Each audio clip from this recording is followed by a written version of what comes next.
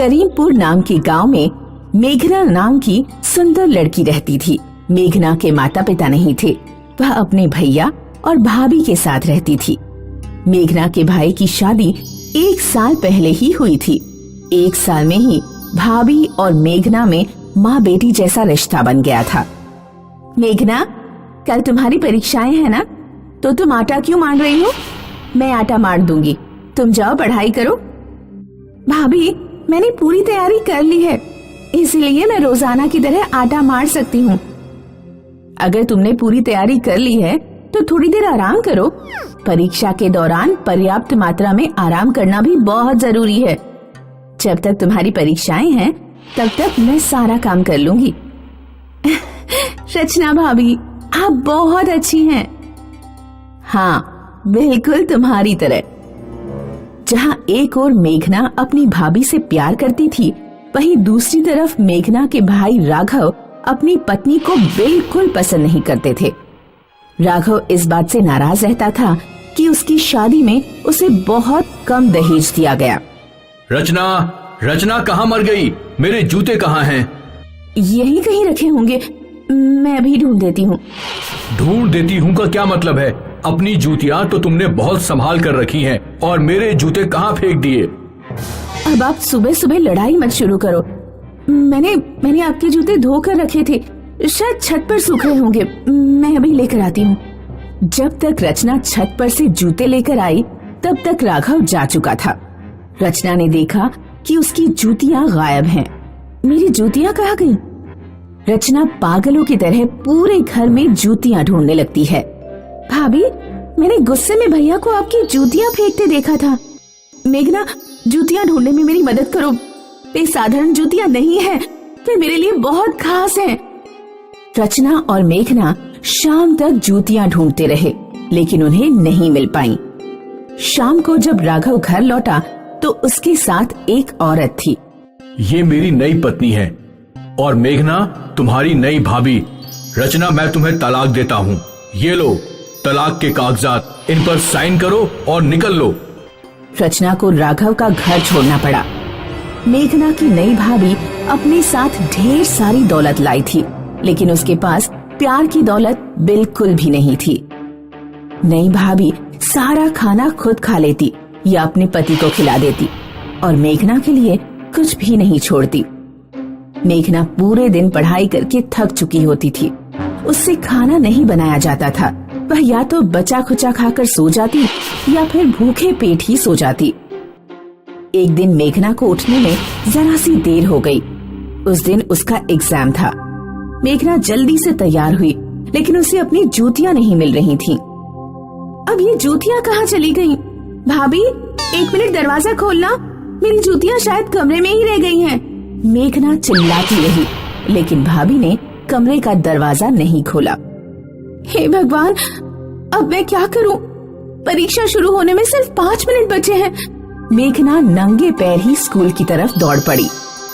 रास्ते में एक जगह रोड पड़ रहा था, वहाँ टूटी हुई ईंटें पड़ी हुई थी। मेघना उन ईंटों पर दौड़ती गई। उसके पैर बुरी तरह घायल हो गए। खून से लथपथ पैरों से वह 15 मिनट लेट क्लास में पहुंची, लेकिन उसने किसी तरह अपनी परीक्षा दे दी। लौटते समय उसके स्कूल के एक टीचर उसे अपनी साइकिल से घर तक छोड़ गए। मेघना अपने पैरों को देखकर रो रही थी। रचना भाभी, आप मुझे छोड़कर कहाँ चली गई? आपके बिना मैं अनाथ हो गई। तभी मेघना के सिर पर ऊपर मचान से एक जूती गिरती है। अरे, ये तो रचना भाभी की जूती है। उन्होंने इसे कितना ढूंढा था। मेघना मचान पर चढ़कर दूसरी जूती भी ढूंढ निकालती है। मेघना ने जूतियां पहनकर देखी।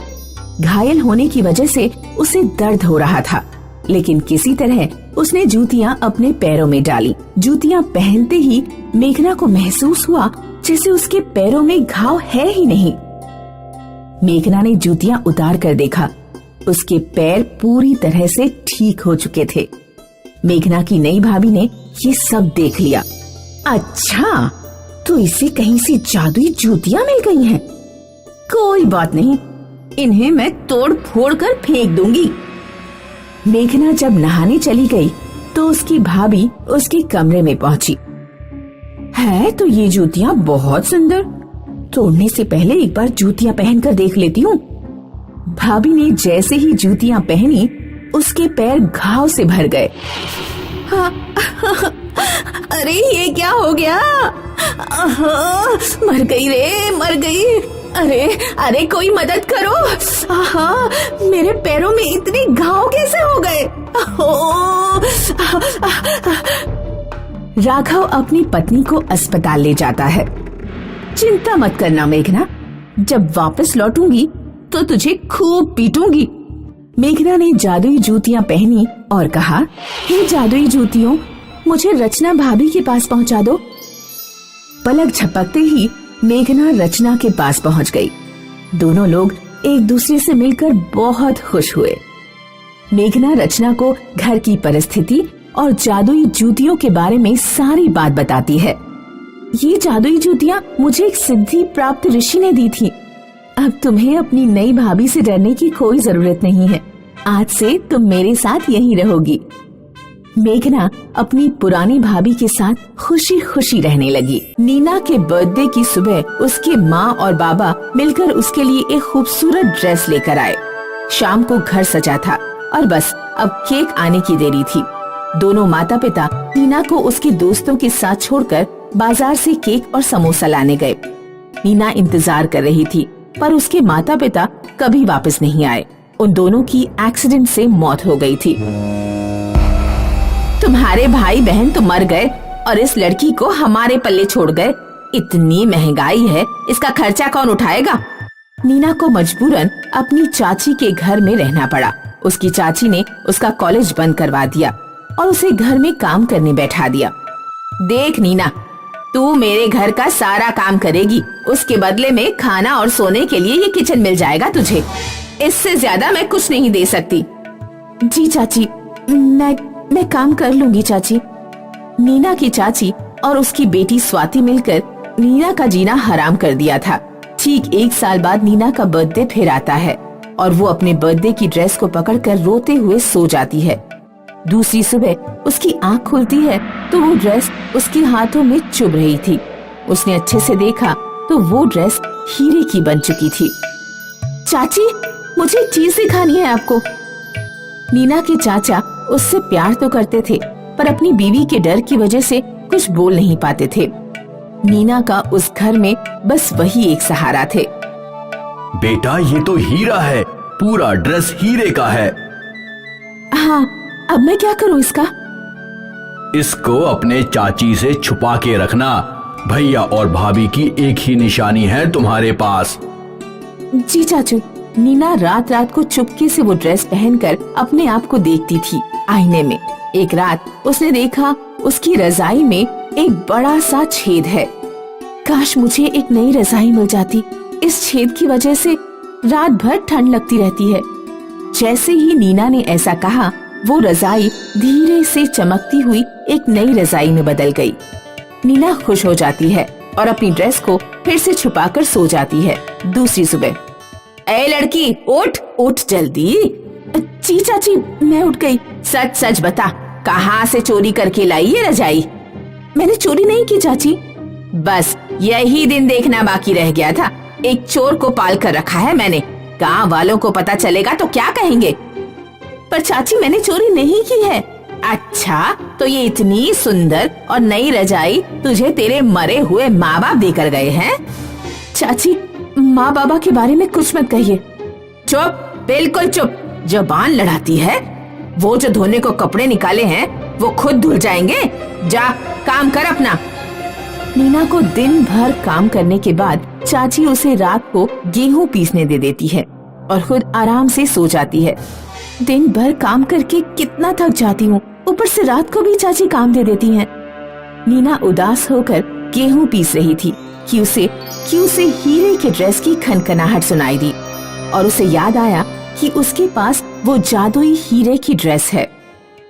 अच्छा हाँ, मैं तो उस ड्रेस की जादू से भी कर सकती हूँ ये सारे काम।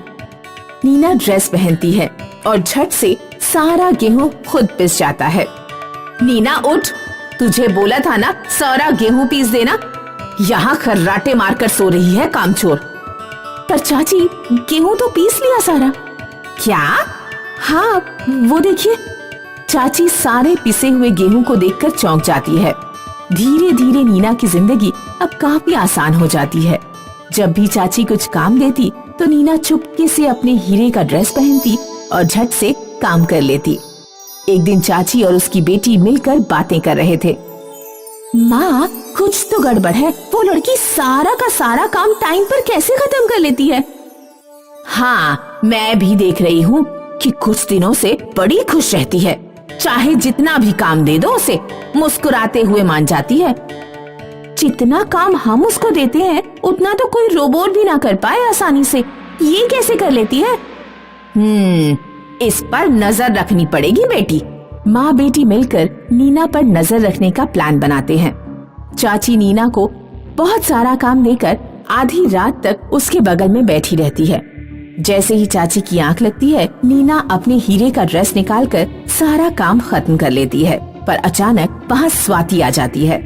माँ, उठो माँ, देखो इसके पास ये जादुई ड्रेस है। हाँ, वही तो मैं सोचूं कि इतना सारा काम कैसे कर लेती है तू। ला, दे मुझे। नहीं, ये मेरे माँ पापा की आखिरी निशानी है। माँ, ये तो हीरे लगे हुए हैं इसमें। साली एहसान फरामोश, मैं 1 साल से तुझे पाल रही हूँ। तेरे सारे खर्चे खुद के पैसों से कर रही हूँ और सारे हीरे खुद के लिए रख रही है तू। अब तो ये ड्रेस मैं लेकर ही रहूंगी। नहीं, प्लीज प्लीज चाची, ऐसा मत कीजिए। जैसे ही चाची नीना का ड्रेस छीनने आती है, सारे हीरे कांच में बदल जाते हैं और चाची के हाथों में चुभ जाते हैं। हाय, कितना दर्द हो रहा है। स्वाति, तू खड़े खड़े क्या देख रही है? छीन ले उसकी ड्रेस। स्वाति भी अपनी माँ की तरह नीना के बदन से ड्रेस उतारने जाती है तो हीरे कांच बनकर उसके पूरे शरीर में चुभ जाते हैं। माँ, मुझे भी लग गई। बचाओ, बहुत दर्द हो रहा है। इसको गिरा देते हैं इस ड्रेस के ऊपर। सारे कांच चुभकर मर जाएगी, फिर ये ड्रेस हमारा। चाची और स्वाति मिलकर नीना को गिराने आते हैं, पर नीना जब वो ड्रेस पहने हुए गिरती है तो उसके लिए वो ड्रेस बिल्कुल रुई सी मुलायम बन जाती है। बस बहुत हो गया। आप लोगों के अंदर इंसानियत नाम की कोई चीज नहीं है। आज हीरे के लिए आप मेरी जान भी लेने को तैयार हो। अरे नहीं नहीं बेटी, हमें छोड़कर कहाँ जाओगी तुम? हम तो तुम्हारे माता पिता की समान हैं। रह जाओ तुम यहाँ, बस बीच बीच में थोड़े हीरे देते रहना। नीना गुस्से में अपना सारा सामान और हीरे का ड्रेस पैक करके घर से निकल जाती है। अपने ड्रेस से छोटे छोटे हीरे निकालकर वो खुद के लिए एक घर खरीद लेती है और अपनी पढ़ाई भी शुरू कर देती है शहर में। नीना अपनी चाची और उसकी दुष्ट बेटी से दूर अपनी एक नई और खुशहाल जिंदगी बिताती है। आकाश और प्रीति का कुछ दिनों पहले ही विवाह हुआ था। आकाश और उसके पिता दीनानाथ ऊन का व्यापार करते थे। वे भेड़ के बालों से ऊन तैयार करते और फिर उन्हें बाजार में बेचते। जलवायु परिवर्तन के कारण वर्षों से उनके गांव में सर्दी बहुत कम हो गई थी और गर्मी बढ़ती जा रही थी। इसलिए ऊन की बिक्री लगातार घटती जा रही थी। आकाश, इस महीने कितनी ऊन बिकी? पिताजी, इस महीने 3 दर्जन लच्छियां भी नहीं बिक पाई। अगर ऐसा ही चलता रहा तो हमारा सारा माल खराब हो जाएगा। आकाश और दीनानाथ व्यापार की चिंता के कारण दुबले होते जा रहे थे। एक दिन दीनानाथ का एक दोस्त उनके घर आया। अरे राम गोपाल, बड़े दिनों बाद दिखाई दिए। कहाँ गायब थे इतने दिनों तक? तुम तो जानते हो कि हमारे गांव में ऊन का धंधा चौपट होता जा रहा है, इसलिए मैं ऊन बेचने महिपालगंज गया था। महिपालगंज में मैंने तो सुना है वो यहाँ से बहुत ऊंची पहाड़ियों पर है। हाँ, तुमने ठीक सुना है, वहां तक पहुंचने में रास्ते में कई खतरे भी हैं, लेकिन वहां ऊन खूब महंगी बिकती है और खरीदने वालों की भी कोई कमी नहीं है। मैंने वहां 1 महीने में इतना कमा लिया जितना मैं 1 साल में इस गांव में नहीं कमा पाऊंगा। मेरी मानो तो तुम भी वहीं ऊन बेचने जाओ, अमीर होकर लौटोगे, लेकिन जाना बहुत सावधानी से, रास्ते में जानलेवा खतरे हैं। इतना कहकर राम गोपाल चला गया। आकाश और दीनानाथ ने निर्णय लिया कि महिपालगंज कितनी भी दूर क्यों ना हो और रास्ते में कितने भी खतरे क्यों ना आए, लेकिन वे वहां जाएंगे और ऊन बेचकर लौटेंगे। बहू, कल सुबह ही हम महिपालगंज के लिए निकलेंगे। खाने पीने का कुछ सामान तैयार कर दो। अगले दिन जब आकाश और दीनानाथ निकल रहे थे तो प्रीति उनसे बोली, आप लोग सामान के साथ ये विशेष रोटियां भी लेते जाइए। इन रोटियों में विशेष क्या है? ये जादुई रोटियां हैं। जब खाना खत्म हो जाएगा तो ये आपके काम आएंगी। 3 बातों का ध्यान रखना। इनका उपयोग केवल मुसीबत के समय करना है। दूसरी बात, ये कभी भी खत्म नहीं होंगी। तीसरी बात, इन्हें खाने के बाद इंसान केवल सच बोल सकता है। सामान और जादुई रोटियां लेकर पिता और पुत्र महिपालगंज की ओर निकल पड़े। कुछ ही दिनों में उनके खाने पीने का सामान खत्म हो गया। पिताजी, अब हमें जादुई रोटियां खानी ही पड़ेंगी, क्योंकि हम अपने साथ जो खाना लाए थे वो समाप्त हो चुका है। एक रात जादुई रोटियां खाने के बाद जब आकाश और दीनानाथ आराम कर रहे थे तो आकाश को पेशाब लगी। पिताजी, मैं पेशाब करके अभी आता हूँ। आकाश पेशाब करने कुछ दूरी पर जंगल में गया। जंगल में डाकुओं का गिरोह घात लगाए बैठा था। डाकुओं ने आकाश को पकड़ लिया। बताओ तुम्हारे पास क्या क्या है? जो भी तुम्हारे पास है वो सब हमें दे दो, वरना हम तुम्हें मौत के घाट उतार देंगे। आकाश डाकुओं से झूठ बोलना चाहता था कि उसके पास सिर्फ कुछ 1000 रुपए हैं, वे रुपए ले लें और उसे छोड़ दें। लेकिन आकाश ने जादुई रोटियां खाई हुई थीं, इसीलिए उसने सारा सच उगल दिया। यहाँ से कुछ दूरी पर मेरे पिताजी लेटे हुए हैं। हम दोनों के पास सैकड़ों दर्जन ऊन की लच्छियां और कुछ 1000 रुपए हैं। हमें नहीं पता था कि तुम्हारे पास इतना माल है। हमने समझा तुम अकेले ही हो, लेकिन तुम बहुत ईमानदार लगते हो, इसलिए तुमने अपने पिताजी और सारे सामान के बारे में बता दिया। तुम्हारी ईमानदारी के कारण मैं तुम्हें छोड़ता हूँ। मैंने तुम जैसा ईमानदार सच बोलने वाला इंसान आज तक नहीं देखा। आकाश कुछ देर बाद अपने पिताजी के पास पहुंचा और उन्हें सारी बात बताई। मैंने सच जानबूझकर नहीं बोला, मैं तो झूठ बोलना चाहता था, लेकिन जादुई रोटियों के कारण मेरे मुंह से सच निकल गया। अच्छा हुआ तुमने जादुई रोटियां खाई थी, वरना तुम मुसीबत में पड़ जाते। सुबह हुई तो दोनों पिता और पुत्र आगे की यात्रा पर निकल पड़े। जंगल में आगे कालिया नाम का एक शिकारी रहता था। शिकारी ने अपने पास एक शेर पाल रखा था। जो भी जंगल से गुजरता वह उसके ऊपर अपना पालतू शेर छोड़ देता। शेर इंसानों को खा जाता और लोगों की सारी धन दौलत कालिया की हो जाती। कालिया का परिवार कई दिनों से भूखे मरने की हालत में आ गया था, क्योंकि कई दिनों से जंगल से कोई भी नहीं गुजरा था। पिताजी, मुझे रोटियां दीजिए, बहुत भूख लग रही है। बेटा इंतजार करो, यहाँ से कोई गुजरेगा तो मैं कुछ लूट पाऊंगा और हमें खाने को मिलेगा। कालिया का बेटा नाराज नदी किनारे चला गया। उसने देखा कि नदी किनारे 2 आदमी बैठकर रोटी खा रहे हैं। वे दोनों आकाश और दीनानाथ थे। आकाश की नजर लड़के पर पड़ी। वह समझ गया कि लड़का भूखा है। पिताजी, वो लड़का हमारी रोटी की तरफ देख रहा है। क्या मैं उसे रोटी का एक टुकड़ा दे दूं? हाँ बेटा, दे दो। वैसे भी बहू ने कहा था कि जादुई रोटी कम नहीं होती। आकाश ने शिकारी के बेटे को रोटी खिला दी। फिर वे दोनों अपनी आगे की यात्रा पर निकल पड़े। शिकारी कालिया पेड़ के पीछे छुपकर बैठा हुआ था। अरे वाह, आज तो लगता है दो अमीर व्यापारी इस रास्ते पर आ रहे हैं। जा मेरे शेर, उन दोनों को खा जा, फिर उनका सारा माल मेरा। कालिया आकाश और दीनानाथ के ऊपर शेर छोड़ने ही वाला था कि तभी कालिया का बेटा वहां आ गया।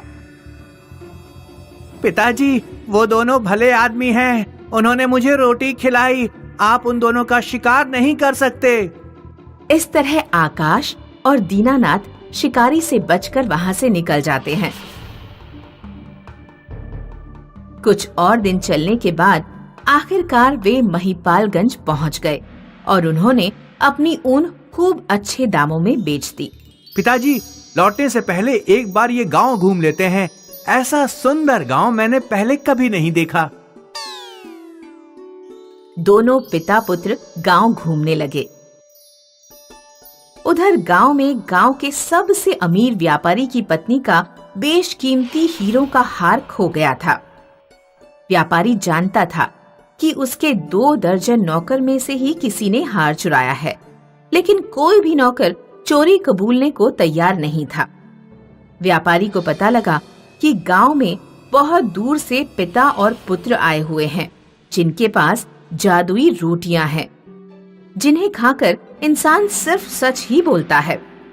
व्यापारी ने आकाश और दीनानाथ को बुलाया और उन्हें सारी बात बताई। आप हमारी रोटियों का इस्तेमाल कर सकते हैं, हमें आपकी मदद करके खुशी होगी। व्यापारी ने अपने सभी नौकरों को जादुई रोटी खिला दी और उन सभी से एक एक करके पूछा कि क्या तुमने चोरी की है। आखिरकार एक नौकर ने चोरी की बात कबूल दी। व्यापारी बहुत खुश हुआ। उसने दीनानाथ से वादा किया कि वह हर साल उनकी ऊन खरीदेगा। आकाश और दीनानाथ ढेर सारा धन लेकर अपने गांव लौट आए। बहू, तुम्हारी रोटियों की वजह से ही हम जिंदा हैं, इतना धन कमाकर लौट पाए हैं। अगर ये ना होती तो पता नहीं क्या होता। केतकी एक जवान सुंदर इच्छाधारी नागिन थी। केतकी अपने समूह के साथ नदी के किनारे एक भूमिगत बिल में रहती थी। केतकी के माँ बाबा भी उसकी ही तरह इच्छाधारी नाग नागिन थे। केतकी, अब तुम बड़ी हो गई हो, अब तुम्हें अपना जीवन साथी चुन लेना चाहिए। पर माँ, मैं कैसे चुनूंगी? यहाँ इतने सारे युवा हैं। जो तुम्हें भा जाए उसे चुन लो और उसके साथ ही रहो, वही तुम्हारा जीवन साथी रहेगा। जी माँ। अब केतकी अपने जीवन साथी की खोज में निकल पड़ी। वो अपने नाग रूप में कई दूसरे नागों से बात करने लगी, लेकिन उसे कोई पसंद नहीं आया। एक दिन की बात है, केतकी नदी किनारे अपने नाग रूप में बैठी थी। तभी उसकी नजर एक युवक पर पड़ी। पकड़ो भोला, मुझे पकड़ के दिखाओ। तुम्हें अपनी टोपी चाहिए तो मुझे पकड़ो। अब तो तू मेरे हाथ से गया बच्चू। अच्छा। केतकी की नजर रुद्र पे अटक गई और बस उसे रुद्र भा गया। केतकी को अपनी माँ की बात याद आई।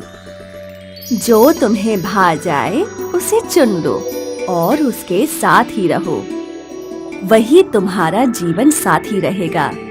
केतकी ने सोच लिया कि रुद्र ही उसका जीवन साथी बनेगा। अब केतकी रुद्र के पास गई। यार, इस नदी के पास कितनी शांति है ना? अरे, माँ बोलती है जहाँ ज्यादा शांति होती है वहाँ खतरा होता है। अरे ओ माँ के लाडले, अरे रे रे रे, सांप सांप, भाग रुद्रा भाग। भोला और रुद्र दोनों यहाँ वहाँ भागने लगे और केतकी रुद्र के पीछे ही पड़ गई। रुद्र ने बड़ी मुश्किल से केतकी से अपना पीछा छुड़ाया। केतकी निराश थी। माँ, मुझे जो पसंद आया वो तो मुझे देखकर ही भाग जाता है। कोई बात नहीं, होता है ऐसा। तुम्हें उसका मन जीतना होगा, पर कैसे? अब ये तो तुम्हें ही सोचना है। अगले दिन केतकी वापस रुद्र का इंतजार करने लगी, लेकिन रुद्र नदी के पास नहीं आया। मैं खुद ही जाकर उसे ढूंढती हूँ। केतकी निकल पड़ी अपने प्यार की तलाश में। आखिर केतकी को रुद्र मिल गया, अपने दोस्त भोला के साथ गप्पे लड़ाते। अबे, कल तो वो सांप हमें ढसी लेता। नाम मत ले उस सांप का। तू जानता नहीं क्या, मुझे सांप से डर लगता है। कल मैंने अपनी जान कैसे बचाई मुझे ही पता है। हाँ यार, कल तो बाल बाल बचे। केतकी ये सब सुन रही थी। मतलब इसे मेरे नाग रूप से डर लगता है, लेकिन अगर मैं किसी युवती के रूप में इसके सामने आऊं तो शायद इसे डर ना लगे। केतकी वापस अपनी नदी के पास गई। उसने ठान लिया था कि अब जब वो रुद्र से मिलेगी तो एक लड़की बनकर। केतकी अपनी माँ के पास गई। क्या हुआ केतकी? माँ, मुझे मेरा जीवन साथी मिल गया, लेकिन उसके लिए शायद मुझे आप लोगों को छोड़ना पड़े। तो इसमें हर्ज ही क्या है? हर बेटी एक समय के बाद अपने माँ बाप को छोड़कर पति के साथ रहने लगती है, यही नियति है। फिर केतकी ने अपना रूप बदला और वो एक सुंदर युवती बन गई। शायद ये रूप रुद्र को पसंद आए। केतकी रुद्र के सामने आई। केतकी को देखकर रुद्र की आंखें फटी की फटी रह गईं। अरे भाई रुद्रा, सुन। रुद्रा, रुद्रा! भोला इतना कुछ बोल रहा था, लेकिन रुद्र की नजर केतकी से हट ही नहीं रही थी। रुद्र को पहली नजर में प्यार हो गया और फिर केतकी और रुद्र की शादी हो गई। इस तरह एक इच्छाधारी नागिन ने एक इंसान को अपना जीवन साथी बना लिया।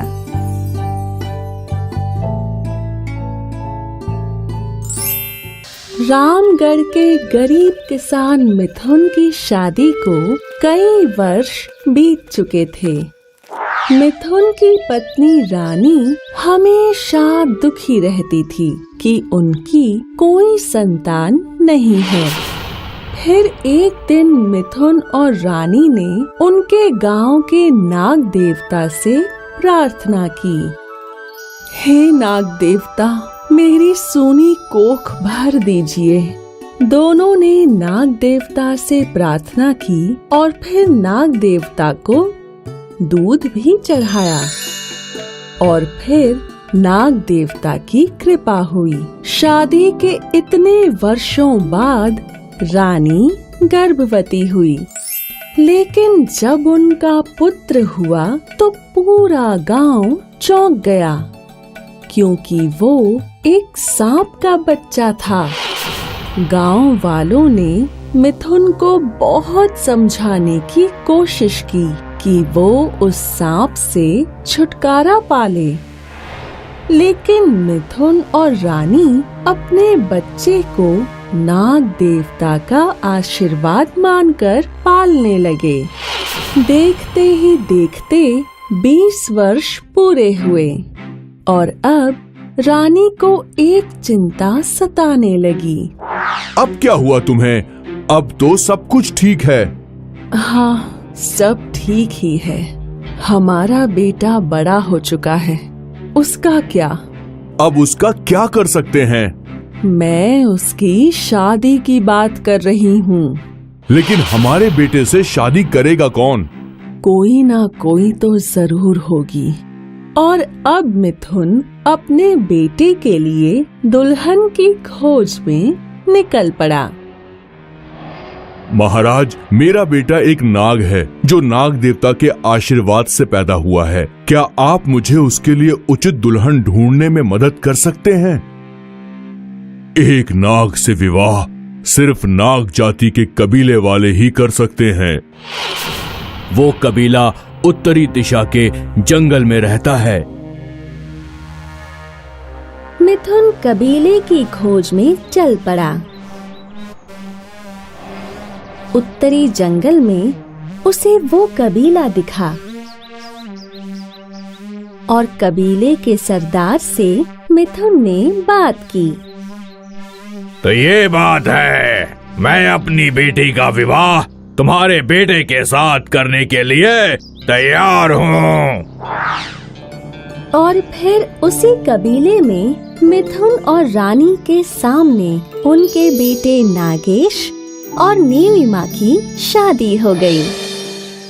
शादी के बाद नीलिमा और नागेश मिथुन के घर में रहने लगे। एक पूर्णिमा की रात नागेश ने अपना नाग रूप छोड़ा और वो एक सुंदर युवक बन गया। ये देख नीलिमा चौंक गई। हे भगवान, अभी ससुर जी और सासू माँ को बताती हूँ। नीलिमा, उन्हें कुछ मत बताओ, समय आने पर सब कुछ ठीक हो जाएगा। अब से हर रात नागेश इंसानी रूप में आ जाया करता था और नीलिमा और मिथुन बहुत सी बातें किया करते थे।